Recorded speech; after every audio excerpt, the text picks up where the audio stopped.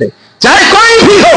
اور اسلام کی خصوصیت یہی ہے، پڑوسی میں رہنے والا چاہے مسلمان ہو غیر مسلمان ہو یا کسی بھی مذہب و مسلک کا وہ پیروکار ہو، اس پڑوسی کا ایک پڑوسی کے اوپر حق ہے. یہی وجہ ہے کہ آپ مدینے کی زندگی اٹھا کر کے دیکھیں گے، نبی آخر الزماں جناب محمد رسول اللہ صلی اللہ علیہ وسلم نے صرف یہودیوں کے، منافقوں کے یا پھر مشرکوں کی دعوت ہی قبول نہیں کی، بلکہ باقاعدہ ان کی عیادت کرتے، باقاعدہ ان کی تیمارداری کرتے، ان کی نجات پرسی کرتے، ان کے احوال پرسی کرتے اور دیکھتے کہ کہیں کوئی پریشان تو نہیں ہے، کسی کی حالت خستہ تو نہیں ہے، کوئی کسی نازک حالات کا شکار تو نہیں ہے. مطلب یہ ہے کہ نماز تو لامحالہ کسی بھی صورت میں آدمی کو پڑھنا ہی پڑھنا ہے، اسے چھوڑنا نہیں ہے، ترک کرنا نہیں ہے، اس لیے کہ وہ اس کا ایمان ہے، اہل اسلام کی وہ پہچان ہے، یہ اس کی آئیڈینٹیفیکیشن ہے، یہ اس کا شعار ہے. اس سے کوئی دامن کھڑا کر کے اپنے آپ کو پکا مسلمان نہیں کہہ سکتا.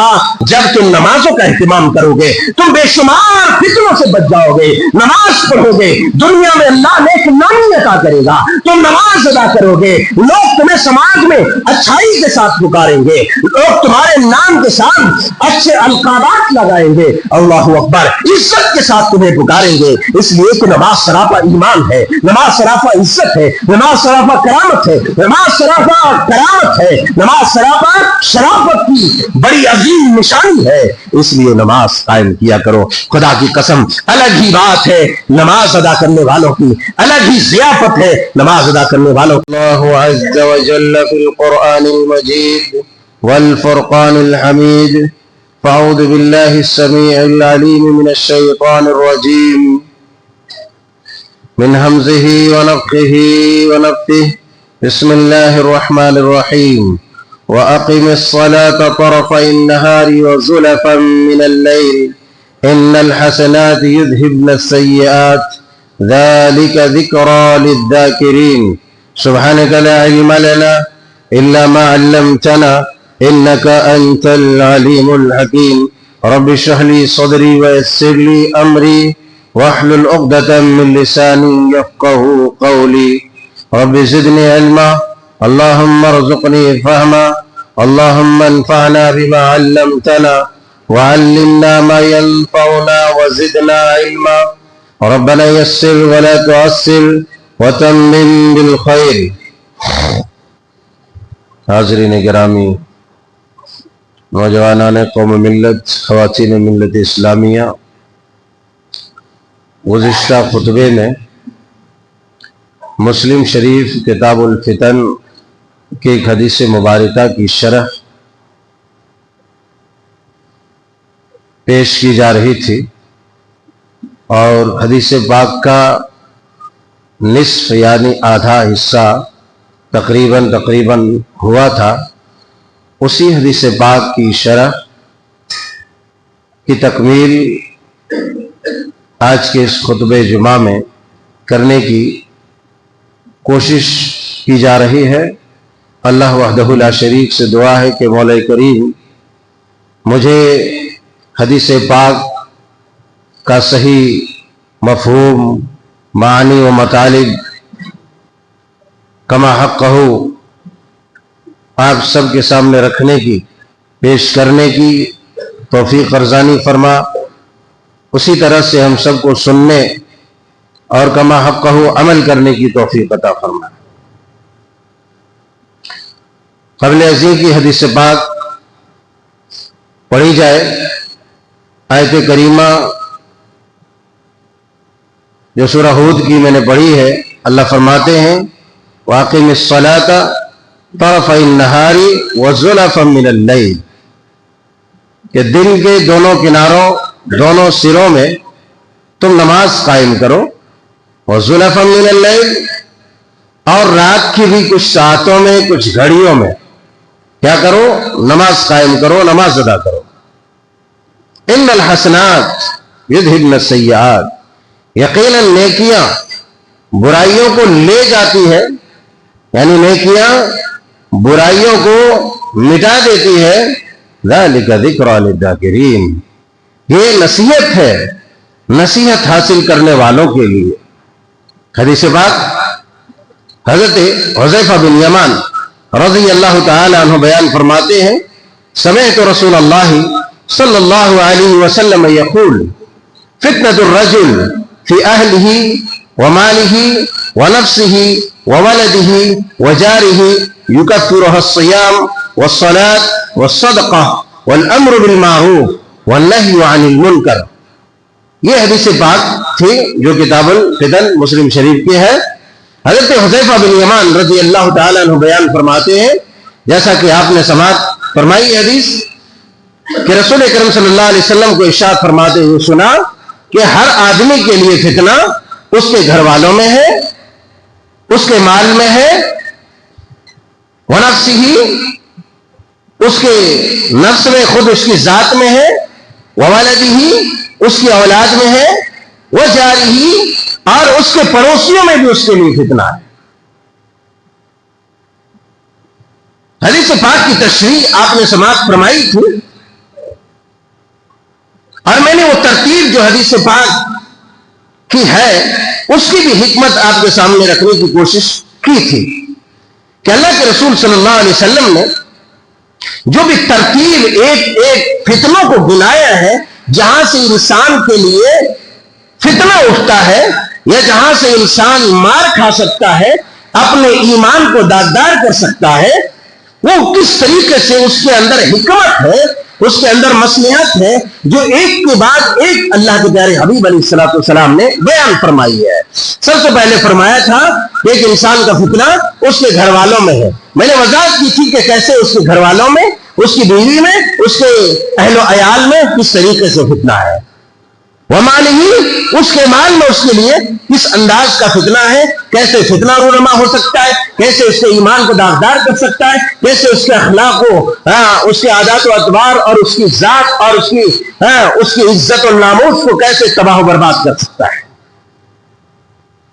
اس کے بعد ونفسہ ایک انسان کا نفس, آپ جانتے ہیں کہ انسان کا نفس بھی اس کے لیے بہت بڑی آزمائش کا سبب ہے. اللہ تبارک و تعالیٰ نے ایک انسان کو صحت دی ہے, توانائی دی ہے, قوت دی ہے. یہ نعمتیں اللہ تبارک و تعالیٰ نے اس کو دی ہے. اگر ان نعمتوں کا, اپنی صحت کا, توانائی کا, قوت کا, جسم و جان کا اگر وہ ناجائز فائدہ اٹھاتا ہے, اللہ کی نافرمانیوں میں لگاتا ہے, اللہ تبارک و تعالیٰ کی معصیات کا ارتکاب کرتا ہے, تو ایسی صورت میں اس آدمی کے لیے وہ فتنہ ہو گیا.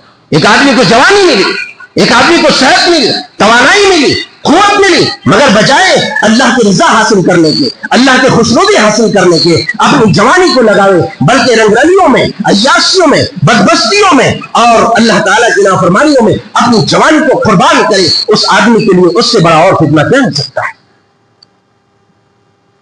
تو ایک انسان کے لیے اس کے نفس کے اندر فتنہ ہے. نفسانی خواہشات, ناجائز خواہشات, ناجائز چاہتے, ناجائز لذتوں کے حصول, یہ ساری چیزیں اس کے اندر ہیں, اس کے نفس کے اندر فتنہ. اس لیے ہوا پرستی سے نکل کر کے, خواہشات, ناجائز خواہشات سے نکل کر کے اللہ کی رضا کی طرف ہمیں بڑھنا چاہیے اور اللہ کی رضا کی طرف ہمیں مائل ہونا چاہیے کہ اللہ تبارک و تعالیٰ کی رضا ہمیں کیسے حاصل ہو, ہم اپنے نفس کو اللہ کی رضا پر کیسے ڈھال دیں, اللہ کی رضا کے حصول کے لیے اپنے آپ کو کیسے اس کی راہ میں قربان کر دیں.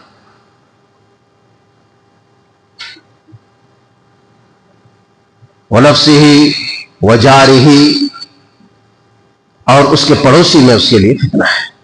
5 چیزیں, یہ 5ویں چیز ہے اس کے پڑوسی میں اس کے لیے فتنہ ہے.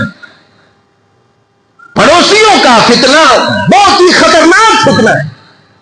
ایک انسان کو اگر اس کا پڑوسی اچھا نہ ملے, اس کا پڑوسی امانتدار نہ ملے, اس کا پڑوسی خیر خواہ نہ ملے, اس کا پڑوسی اللہ سے ڈرنے والا نہ ملے, تو ایسی صورت میں اس آدمی کی زندگی اجیرن ہو جاتی ہے, اس آدمی کی زندگی جہنم ہو جاتی ہے. اس لیے کہ جب ایک انسان گھر سے باہر رہتا ہے, اس کا دل دھڑکتے رہتا ہے, اس کے ذہن و دماغ میں ایک ہی بات کھٹکتی رہتی ہے کہ میرا پڑوسی, میرا پڑوسی, میرا پڑوسی کہیں میری عدم موجودگی میں میرا نیا ہونے کی ناجائز جو فائدہ نہ اٹھا لے, میرے گھر میں کسی طرح کا کوئی نقصان نہ کر دے, میری جائیداد میں میرے اہل و عیال کو, میرے بال بچوں کو کسی طرح کا غضب نہ پہنچا دے. یہی وجہ ہے یہی وجہ ہے کہ نبی آخر الزمان جناب محمد رسول اللہ صلی اللہ علیہ وسلم نے برے پڑوسی سے پناہ مانگنے کی باقاعدہ دعائیں سکھلائی کہ دعا کیا کرو کہ تم برے پڑوسی سے بچا لیے جاؤ. اب یہ پڑوسی چاہے کہیں بھی رہے، گاؤں میں رہے، محلے میں رہے، سفر میں رہے، حضر میں رہے، دنیا میں کہیں بھی، اسکول میں، کالج میں، جو ہے تجارتی محاذ پر ہو یا کسی بھی محاذ پر، کوئی بھی آزو بازو رہنے والا اس آدمی کا پڑوسی ہے. اور ایک آدمی کا پڑوسی اس سے اخلاق و کردار سے مانوس ہونا چاہیے، متاثر ہونا چاہیے، نہ کہ اس سے خائف ہو، نہ کہ اس سے ڈرے، نہ کہ اس کی دہشت اس کے اندر طاری ہو کہ پتہ نہیں یہ ظالم کب میرا جو ہے میرے خلاف کوئی ایکشن لے لے، کب جو ہے میرا کچھ نقصان پہنچا دے. اس طرح کا پڑوسی ہونا ایک طرح کا عذاب ہے. بری بیوی اور برے پڑوسی، بری بیوی اور برے پڑوسی، یہ دونوں سے بچ کر کے رہو، بچ کر کے رہو. بولے تو بچنے کی دعائیں کیا کرو، بچنے کی دعائیں کیا کرو. یہ دونوں بڑے خطرناک ہوتے ہیں، یہ دونوں بڑے خطرناک ہوتے ہیں، یہ بالکل ناگ سانپ کے مانند ہوتے ہیں. اس لیے دونوں کے شر سے پناہ مانگو اور اپنے پڑوسی کے لیے خود تم ایسا نمونہ بن جاؤ کہ وہ تمہیں چاہتے ہوئے بھی کوئی غضب نہ پہنچا سکے. آپ جانتے ہیں حدیث پاک کے اندر نبی آخر الزمان جناب محمد رسول اللہ صلی اللہ علیہ وسلم کا فرمان گرامی ہے کہ جبریل علیہ السلام مسلسل پہ در پہ پڑوسیوں کے احکامات ایسے لے کر کے آئے، پڑوسیوں کے حقوق ایسے بیان کرنے لگے. نبی کائنات فرماتے ہیں کہ مجھے اس بات کا اندیشہ ہوا، مجھے یہ خوف لاحق ہوا، مجھے یہ ڈر لگا کہ کہیں پڑوسیوں کو وراثت میں، پڑوسیوں کو جائیداد میں، پڑوسیوں کو پراپرٹی میں حصہ نہ دیتے. پڑوسیوں کے حقوق اس قدر حساس ہیں، اس قدر سینسیٹیو ہیں، مگر ہم ہیں کہ پڑوسیوں کو نقصان پہنچانے میں کسی بھی طرح کی کوئی کمی یا کسی بھی طرح کا کوئی موقع ہاتھ سے جانے نہیں دیتے، چاہے کوئی بھی ہو. اور اسلام کی خصوصیت یہی ہے، پڑوسی میں رہنے والا چاہے مسلمان ہو، غیر مسلمان ہو یا کسی بھی مذہب و مسلک کا وہ پیروکار ہو، اس پڑوسی کا ایک پڑوسی کے اوپر حق ہے. یہی وجہ ہے کہ آپ مدینے کی زندگی اٹھا کر کے دیکھیں گے، نبی آخر الزمان جناب محمد رسول اللہ صلی اللہ علیہ وسلم نے صرف یہودیوں کے، منافقوں کے یا پھر مشرکوں کی دعوت ہی قبول نہیں کی، بلکہ باقاعدہ ان کی عیادت کرتے، باقاعدہ ان کی تیمارداری کرتے، ان کی نجات پرسی کرتے، ان کے احوال پرسی کرتے اور دیکھتے کہ کہیں کوئی پریشان تو نہیں ہے، کسی کی حالت خستہ تو نہیں ہے، کوئی کسی نازک حالات کا شکار تو نہیں ہے. نبی کریم صلی اللہ علیہ وسلم کی یہ سنت مبارکہ متحرر. اس لیے اپنے پڑوسی کے لیے فتنہ مت بنو، اپنے پڑوسی کے لیے فتنہ مت بنو. پڑوس میں گھر ہے، سامنے دروازہ ہے، سارا کچرا پڑوسی کے دروازے پر. یہ ایمان والوں کا شیوا نہیں ہے، یہ ایمان والوں کا شیوا نہیں ہے. ساری دھول مٹی جھاڑو لگا کے عورتیں بھی اور بعض ناہنجار کسی کے مرد بھی اس طرح کی حرکتیں کرتے ہیں. یہ بہت بڑا گناہ ہے. بلکہ آپ کے پڑوس میں اگر کوئی بھوکا ہے، اس کے گھر میں کھانے کی چیز نہیں ہے اور آپ نے یہ معلوم نہیں کیا، تو قیامت کے دن اللہ تبارک و تعالی یہ سامنے حاضر کیا جائے گا بندہ اور کہے گا کدھر، میں بھوکا تھا تم نے کھانا نہیں کھلایا، میں بھوکا تھا تم نے کھانا نہیں کھلایا، میں بیمار تھا تو نے مزاج پرسی نہیں کی. بندہ پڑھتا ہے حیرت میں پڑھ کر کے کہے گا رب العالمین تو اور بھوکا، تو اور بھوک، تو اور بیماری، اللہ ایسے کیسے ہو سکتا ہے؟ تب کیا کہے گا اللہ تبارک تعالیٰ معلوم ہے کیا کہے گا؟ اللہ تعالیٰ کہے گا ہاں تمہارے پڑوس میں میرا ایک بندہ بھوکا تھا. بندہ کافر تھا، مشرک تھا، منافق تھا، اس سے کوئی مطلب نہیں ہے، اس سے کوئی مطلب نہیں ہے.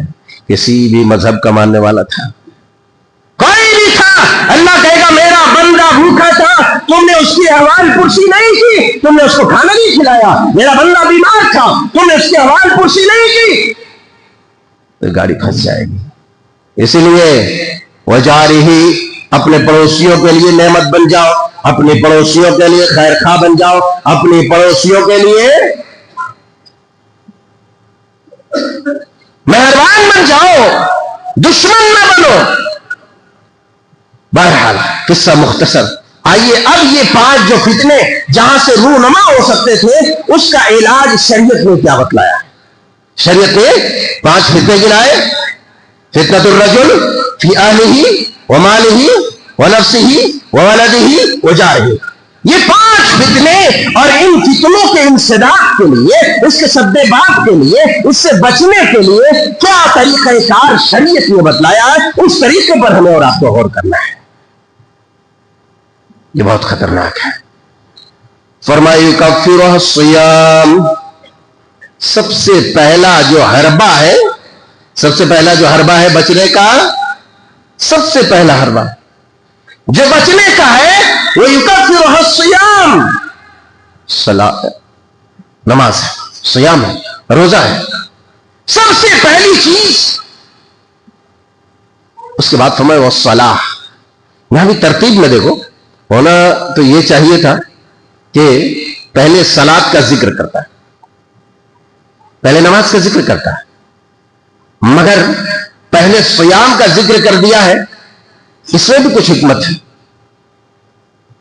کہ نماز تو لا محالہ، لا محالہ نماز، صرف آدمی زندہ ہے، سانسیں چل رہی ہے، ہوش و حواس میں ہے، اس کو نماز پڑھنا ہی پڑھنا، چاہے وہ اشارے سے کیوں نہ پڑھے، ہاتھ نہیں ہلا سکتا، نیت کر کے وہ آنکھیں پھرائے، مگر اسے نماز ادا کرنی ہے۔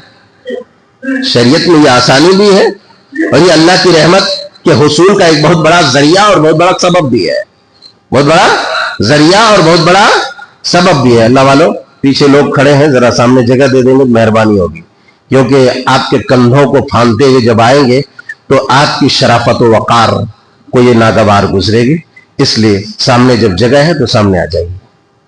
پھر آپ کہیں گے کہ مول صاحب تقریر کیجیے، لوگ پھاندتے ہوئے کودتے ہوئے آ جا رہے ہیں، پھر مول صاحب کو حدیث سنانا پڑے گی۔ بہرحال تو پہلے دیکھ لیا کیجیے، آگے جگہ رہے تو خود آ جائیے، یہ آپ کی شرافت ہے، کرامت ہے، وقار ہے۔ بہرحال اللہ بھلا کرے۔ یکفرہ الصیام والصلاۃ، فرمایا کہ پہلے صیام کا تذکرہ کیا اور اس کے مان بعد صلاۃ کا تذکرہ فرمایا۔ میں کہتا ہونا یہ چاہیے پہلے نماز کا ذکر ہونا چاہیے، کیونکہ نماز لا محالہ کسی بھی صورت میں تو وہ چھوڑنا نہیں ہے، اس لیے پہلے یہ جو افضل التوحید یا افضل الذکر بعد التوحید، توحید کے فوراً بعد جس چیز کا تذکرہ ہے اس کا ذکر یہاں ہونا چاہیے، لیکن اللہ تبارک و تعالیٰ کے پاک پیغمبر نے یہاں صیام کا ذکر فرمایا۔ اس کا مطلب یہ ہے کہ نماز تو لا محالہ کسی بھی صورت میں آدمی کو پڑھنا ہی پڑھنا ہے، اسے چھوڑنا نہیں ہے، ترک کرنا نہیں ہے، اس لیے کہ وہ اس کا ایمان ہے، اہل اسلام کی وہ پہچان ہے، یہ اس کی آئیڈینٹیفیکیشن ہے، یہ اس کا شعار ہے، اس سے کوئی دامن کھڑا کر کے اپنے آپ کو پکا مسلمان نہیں کہہ سکتا اگر وہ صاحب ایمان ہے تو۔ مگر یہاں صیام کا ذکر کیا، مطلب یہ ہوا کہ صیام بھی کسی بھی حالت میں، نماز تو چھوڑنا نہیں ہے، مگر اگر بات روزے کی آ جائے تو روزہ بھی کسی بھی حالت میں نہ چھوڑے۔ اگر کوئی ایسی شرعی مجبوری یا عذر شرعی کا وہ شکار ہو تو وہ روزہ قضا کرے، چھوڑ دے، یا پھر اس کا جو فدیہ، اس فدیہ دینے کے قابل ہے تو وہ دے۔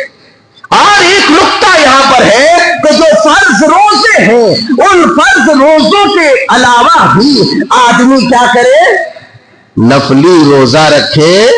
کیا کرے؟ نفلی روزہ رکھے۔ نفلی روزوں، نفلی نہیں، جملہ روزوں کے جو فائدے ہیں میں کیا بتاؤں، آپ روزے کے موسم میں تھوڑا تھا سنتے ہیں، اور ابھی یہ وہ محل نہیں ہے کہ میں اس کی تفصیلات میں جاؤں، مگر نفلی روزوں کا اہتمام کرو، بہت ساری بیماریوں سے تم بچ جاؤ گے، بہت ساری بیماریوں سے بچ جاؤ گے۔ یکفرہ الصیام، تو صیام کا، روزوں کا اہتمام کرو، والصلاۃ، اور نماز کا اہتمام کرو، یعنی نماز پنچگانہ جو ہے، 5 وقت کی نمازیں، ان نمازوں کی ادائیگی کے ساتھ ساتھ तुम दीगर नवाफिल का एहतमाम करो, और जब नवाफिल का एहतमाम करोगे तो फिर अल्लाह तबारक व तआला का कुर्ब हासिल होगा, अल्लाह ताला से रिश्ता तुम्हारा मजबूत होगा, तुम्हारी दुआएं सुनी जाएंगी, फिर बार अल्लाह तबारक व तआला तुम्हारी पुकार पर लब्बैक कहेगा।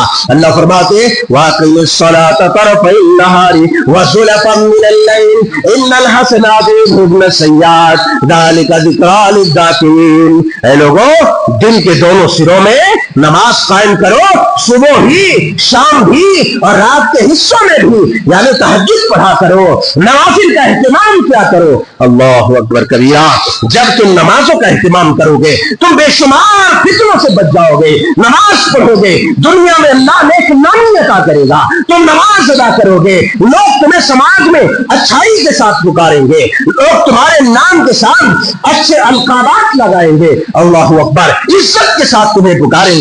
इसलिए कि नमाज सराफा ईमान है, नमाज सराफा इज्जत है, नमाज सराफा करामत है, नमाज सराफा करामत है, नमाज सराफा शराफत की बड़ी अजीम निशानी है। इसलिए नमाज कायम किया करो। खुदा की कसम, अलग ही बात है नमाज अदा करने वालों की, अलग ही ज़ियाफत है नमाज अदा करने वालों की। अल्लाह तबारक व तआला बेशुमार फितनों से उस बंदे को बचाएगा। उनका फिर सियाम व सलाह, उसके बाद फरमाया व सदका, सदका किया करो, सदका किया करो। सदक़े के फायदे हम में से हर कोई जानता है।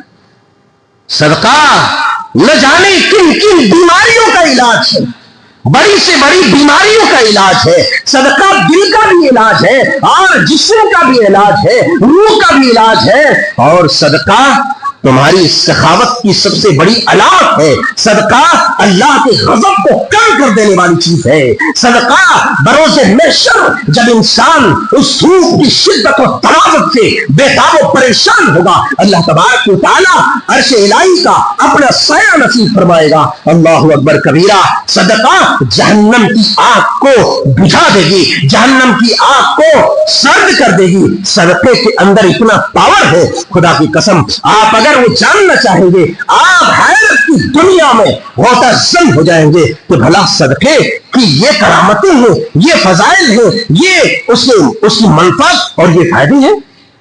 वह सदका, सदका किया करो। सदका बहुत अहम है, बहुत अहम है। तंगदस्ती में भी सदका किया करो। अरे कहाँ कुछ है हमारे पास, कुछ भी नहीं है, तब भी कहीं से लेके किया करो। अल्लाह तबारक व तआला को यह और पसंद है, यह और पसंद है।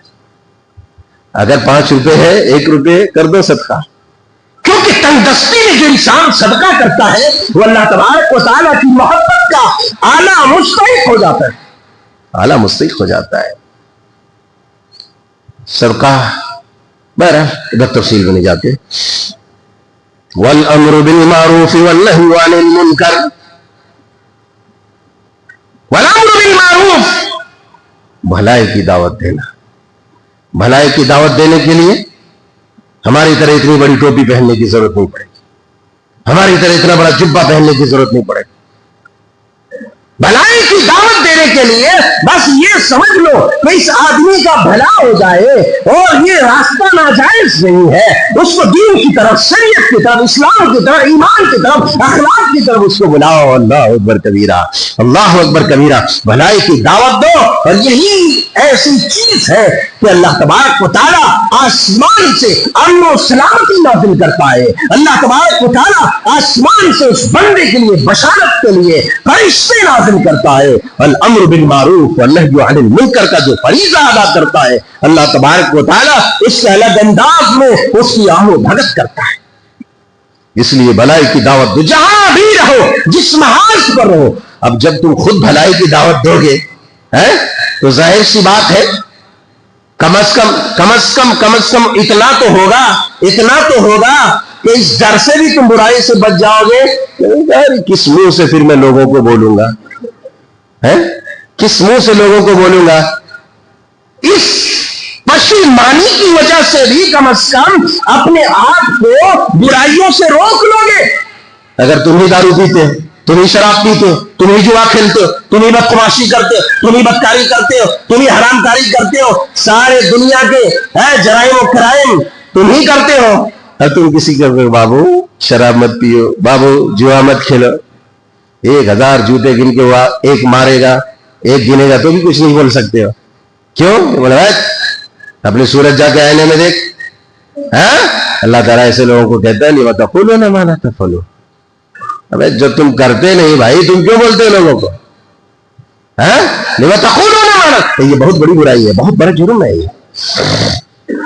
جیسا کہ ماضی کے خطبے میں ایک حدیث میں نے سنائی تھی، ہتھیلیاں لے کر کے آدمی گھومے گا، دوسروں کو خوب نیکیوں کی طرف بلا رہا ہے، بیچارہ خود ہی نیکی نہیں کر رہا ہے. اب خود ہی نیکی نہیں کر رہا ہے تو قیامت کے دن ہتھیلیوں کا بوجھ لے کر کے پھرے گا چاروں طرف. ابھی پیٹ باہر ہے تو لوگ کہتے ہیں ارے پیٹ بڑھ گیا اس کا، اس کی صحت خراب ہو گئی. اور کل جب ہتھیلیاں لے کر کے گھومے گا تو کتنا مذاق اڑائے گا، مذاق اڑائے گا نا. کہاں بھائی آپ ہی ہیں؟ ہاں میں نے یہ حرکت کی تھی، میں نے لوگوں کو تو بولا تھا لیکن خود ہی نہیں کیا تھا. تو بہرحال وہ پشیمانی، شرمندگی اور رسوا کن عذاب کے آنے سے پہلے ہمیں اپنے آپ کو بچانا ہوگا.